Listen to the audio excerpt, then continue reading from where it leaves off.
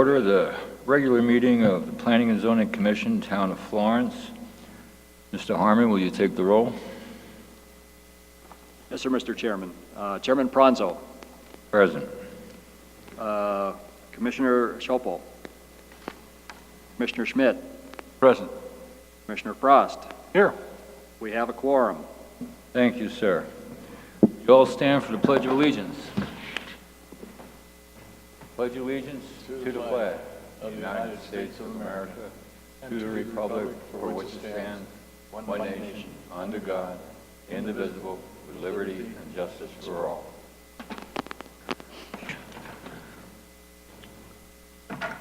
Okay, item 4, discussion, approval or disapproval of the minutes of the regular meeting conducted on March 15th, 2018.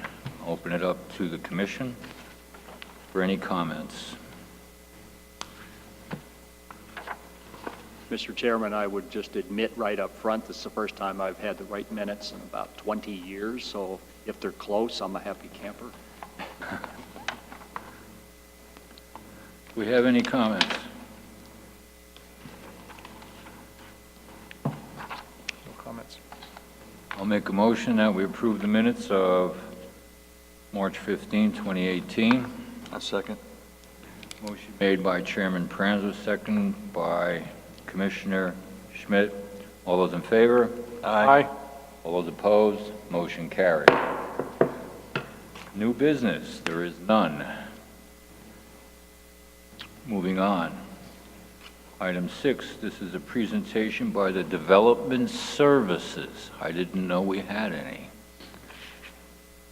Is that a new department? Apparently it is. I guess that's when they did the reorganization last fall. Public Works, building, planning, permitting, all of that falls under Development Services now. How many hats do you wear? I'm not in charge. I am strictly the planning manager. The Development Services Director is Christopher Salas, who's also the town engineer. He actually is the one that wears all the hats. I wear hats for this commission and for the HDAC. Okay. Well, I take it you have a presentation for us. Yes, sir. Thank you, Mr. Chairman. As some of you may or may not know, the current development code of the town is fairly old. It's had a lot of amendments over the years. And in the process of doing that, as I'm discovering very quickly, there was a lack of cross-referencing, of cleaning up certain language. There's glitches throughout. And it's something that the town has identified in the past as needing a pretty good update or rewrite. But in the interim, that's a lengthy process. So in the interim, we have been getting some inquiries in very specific areas around the town on specific situations. And overlay zones are one method of at least solving those for the short term, if not permanently, depending on the nature of the situation and case by case. So I thought tonight, since we didn't have any action items, it might be good just to introduce everybody to what overlay zones are, how they work, and the efficiency of them, things of that nature. So I will walk through this. I provided each of you with a copy of the PowerPoint that I'll be presenting. I think I gave it to you in black and white, note margin on the side, so if you want to make notes or ask questions, and it's up to you, Mr. Chairman, we can entertain questions on a slide-by-slide basis or save them at the end. I am open either way. It's not an issue on this. It's a fairly succinct presentation, so slide-by-slide is fine with me. Well, I'm just thinking that you keep it less formal. Perhaps we should adjourn to a work session. That would be up to you. It would not be inappropriate to do that. I think it's probably the right way. Then we can have conversation. Certainly. So I'll move that we adjourn to a work session. Second that motion. I have a motion by Chairman Pranzo, second by Commissioner or Vice Chairman Frost. All those in favor? Aye. All those opposed? We are adjourned to work session. Then that will make it a lot easier, I'm sure. Okay, Overlay zones. Basically, it's just as the word implies. It's a special zone placed over all or part of another existing zoning district that includes modifications to the base zoning regulations within that district. And I'll give you some examples when we get to them, but that's just kind of an introductory definition.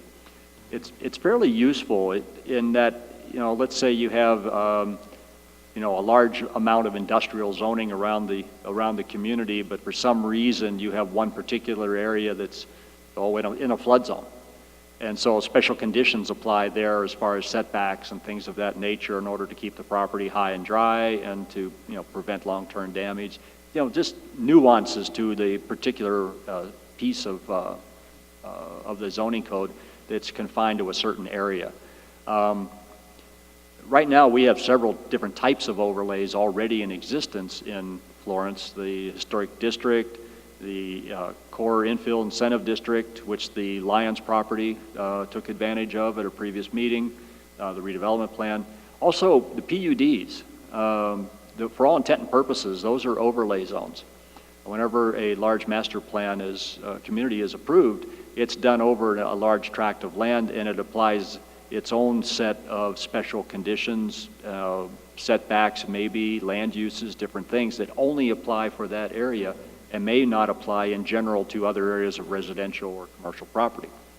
Other types of them are the flood insurance zones or floodplains. That's a type of overlay. Parking districts. A lot of urban areas will have a downtown parking district that has special rules and regulations on employee parking and where they can be at, as opposed to what's public parking and how it's managed and administered.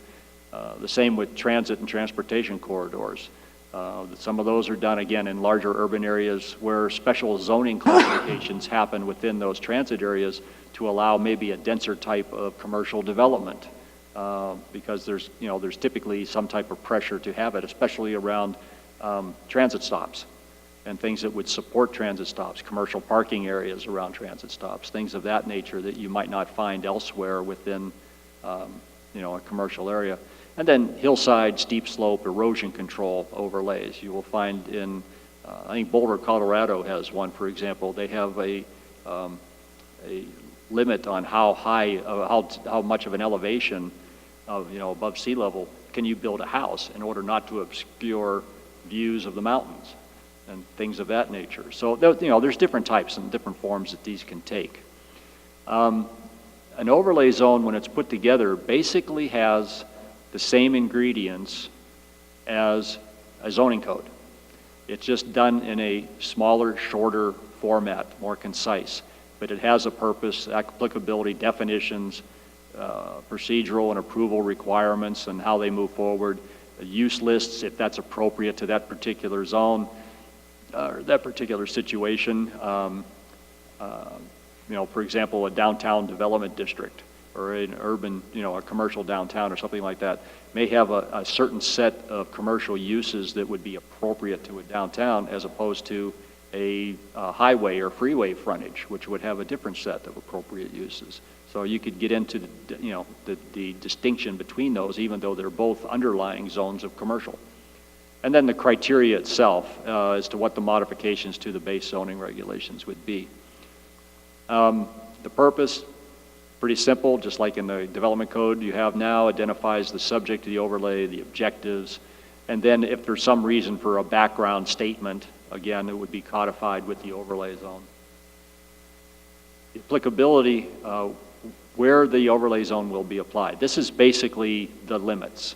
You can do it by a survey area, you can do it by lot identification or assessor parcel number identification or some type of drawing or schematic that designates the area that this would be applicable to, and is it a commercial area? Or in the case of a PUD, it's a mixed use area. If you did an overlay, let's say over one of, let's use Florence Gardens as an example.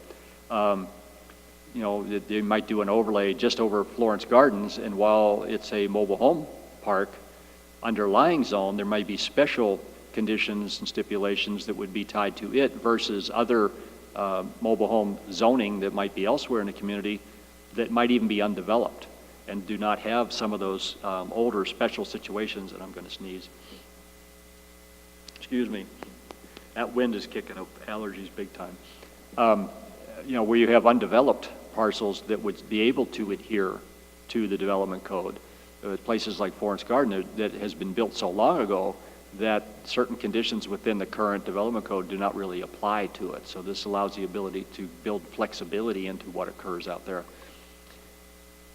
And as a follow-up to that, any specific definitions applicable to that overlay, that helps you define some of the situations or uses or whatever terms might apply to it in specific definition that may not already be contained within the development code under your definition section.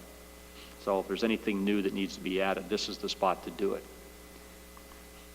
Procedural requirements, pretty simple. What goes to design review, what goes to planning commission?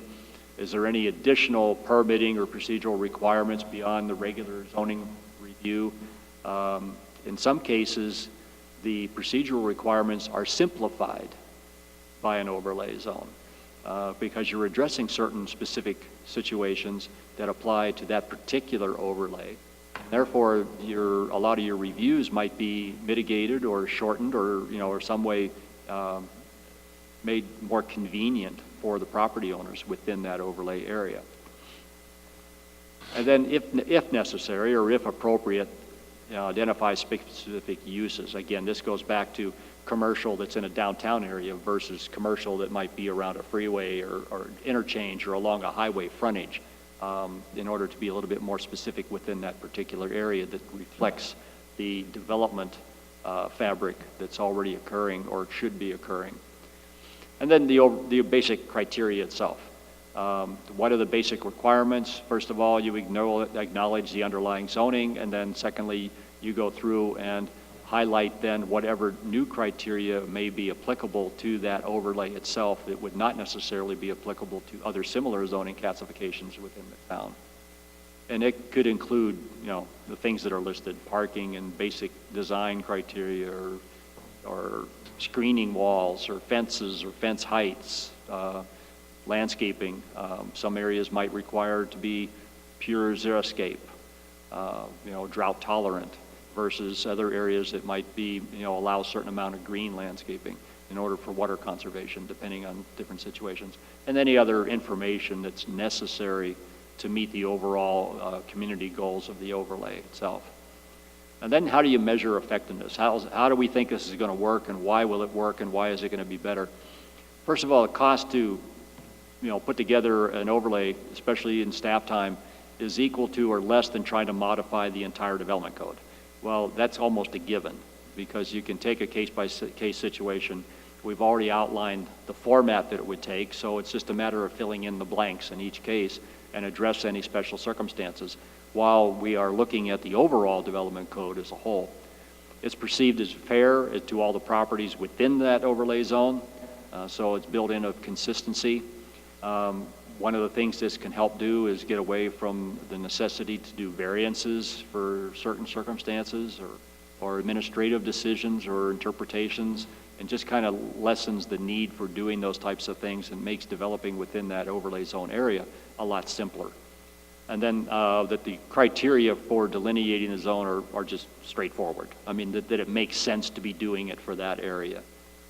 Also, that it's easily integrated into the administration of the code.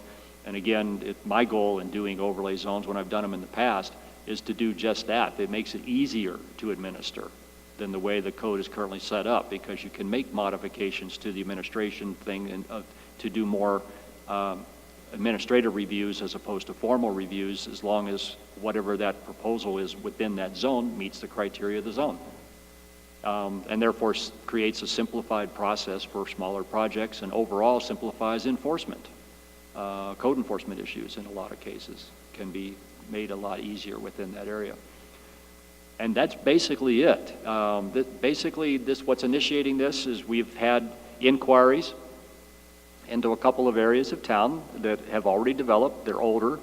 And what can we do to recognize that fact and the development that is already taking place in some of it, and to make it easier for it to be administered on our level, and quite frankly, ends up helping the HOAs administer their own CCNRs.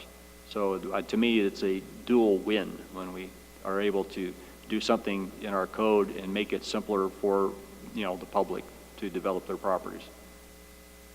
And that's kind of why this is starting. We are looking at the overall development code, and like I said, I'm finding issues almost every day.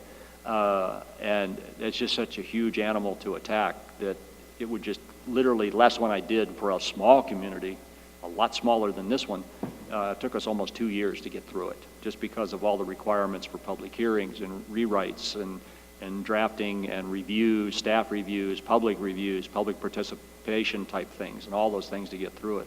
And this would be a much simpler, because it's going to be literally on a case-by-case or area-by-area situation. Question. Yes, sir. I'm trying to remember. I know that there's criteria which does not allow us to affect the general plan. I'm trying to remember how it goes. The general plan has to be done by a certain date. Yes. That's submitted to the state. Yes. Now, and then we're not supposed to be touching the general plan for a certain period of time, if I understand right. Well, the general plan, that's your overview, that's your umbrella document, and then the development code has to somehow effectuate and support the general plan. The general plan legally can be open for major amendments only once a year, but it can be amended on an annual basis. But your current plan is the 2020 plan, so it expires in 2020. The process of updating a general plan, though, the way state law has it written, takes, just for the adoption process, takes months. Right. It would have to go to the general election for a vote of the people. And actually, I'm kind of wrestling with that right now, because as I've come to discover very quickly when I started backing out the calendar, the general election in 2020 is also the presidential election. Yes, it is. And you know, to encumber a ballot with too many items can be problematic. So I'm trying to back out a timeline to see if we can shorten that process and readopt it in 19, or if, because it's a presidential election in 2020, to see whether or not there's latitude. I wouldn't be surprised, let's put it this way, I wouldn't be surprised to see a legislative attempt to move general plan updates to 2021. And that would be something I'm going to look into. But just doing the public participation process at the beginning, during, and then during the review and adoption process is just a huge component of time. The number of public hearings, where public hearings are located, the type of advertising you do, the time frame between the time you see it, council endorses it, and then it gets set for election, and then gets on a ballot. Just that simple process right there can take 6 months. Right, but what I'm interested in is the relationship between an overlay and the general plan. Okay. So we do overlays, and then we take those overlays and update the general plan, or No, is it the other way around? No, it's the overlays really are supporting the development code itself, and we wouldn't be able to do anything in an overlay that would violate the general plan. Okay. Without amending the general plan itself. But as far as linking the two in an adoption or review process, that's not necessary to do. All we're doing is supporting the development code itself. And that's the underlying document to the general plan. It's the enforcement document. So there's really no conflict there, as long as we're not doing anything in an overlay that is in, I just lost the right word, but in conflict with the general plan itself. Okay. There's no amendment that needs to happen to the general plan. So if an overlay comes to the commission, the first place we should look for compatibility would be the general plan? That is one of the places to look. And that should be part of an evaluation. When we bring it forward to you, that would be part of staff's evaluation, is, you know, the compatibility with the general plan, whatever goals, objectives that it would relate to. Got it. Do we have any overlays coming up? Yes. I'm just in the very beginning stages of drafting. It's going to be a fairly simple one, but I think a lot of this process will make more sense when you see it. And what it is it's an older area that's already primarily developed. I would say it's in the 85% range. And there's some circumstances that evolved over the years for a number of reasons. You know, maybe lack of enforcement of the current code. It might be some of the things that were done predate certain requirements that we have now, things of that nature that has caused certain modifications to existing home. This is a residential area, existing homes, or it hamstrings a new home from the ability to do the same thing that the neighbor next door was able to do in the past. Right. And that, you know, so there's a fairness factor. But to go in and amend that section of our development code would create a potentially onerous situation on a broader brush across the community. So by doing an overlay within that one area, recognizing some of the historic development things that have occurred, then allows everybody to be on the same playing field. It kind of follows, what it does is kind of reduce the need to have case-by-case variances. You know, variance can only be granted as long as it doesn't benefit you more than it benefits your surrounding, neighbors, for example. It's not a self-imposed hardship, and things like that. And to have however many vacant properties are still in that area come in one at a time and ask for a variance wastes their time, wastes their money, it wastes staff time, it wastes your time. Why not just recognize it and fix it? Right, I agree. Does the commission have any questions? Please. If I may, Mr. Chairman, so what you're seeing in the immediate future is not a scenario of redevelopment, it's infill development to match what's there and be on the same playing field, rather than try to make an older development conform to today's standards. The changes that have occurred since then that would cause them to do something different than what we see in those developments. Mr. Chairman, Vice Chairman Frost, that's pretty much it. Basically what it comes down to in this particular case, there are a number of properties that are now non-conforming within this development area. And it's not necessarily of any fault of their own. It was for lack of enforcement, or they were just there before that particular code section was in, and now their next door neighbor is not able to enjoy the same latitude that they had. Right. So this is gonna, and so far the people supporting it are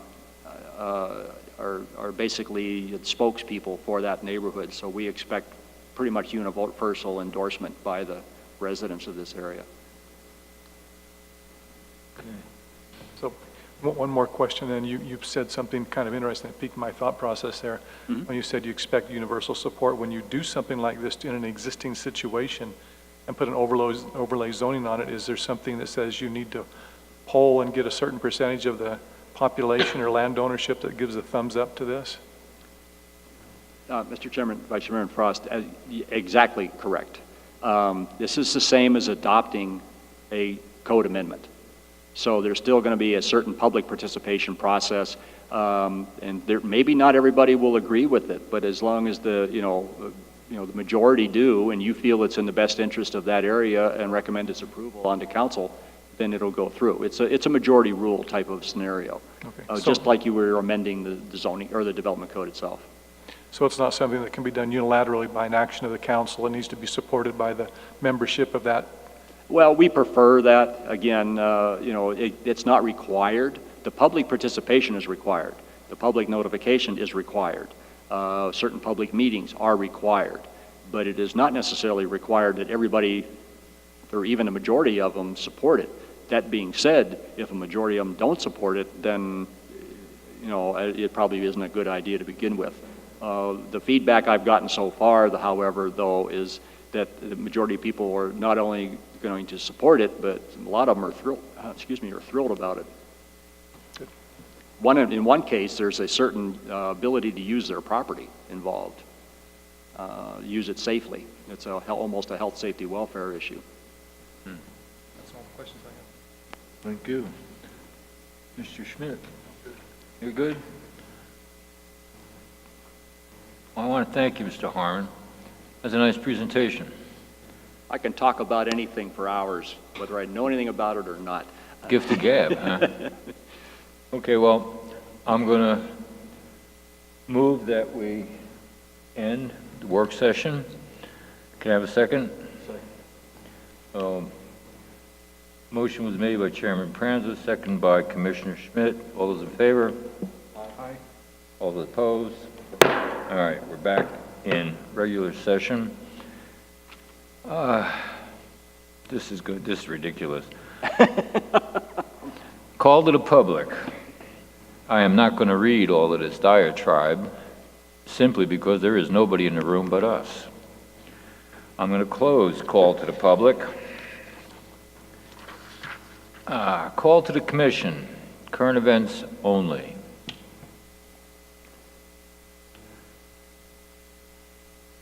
With the exception of the wind blowing, nothing going on. So I'll close the call to the commission. Could I have a motion to adjourn? I'll make the motion. Second the motion to adjourn. I have a motion by Commissioner Schmidt, second by Vice Commissioner Frost. All those in favor? Aye. All those opposed? We are adjourned.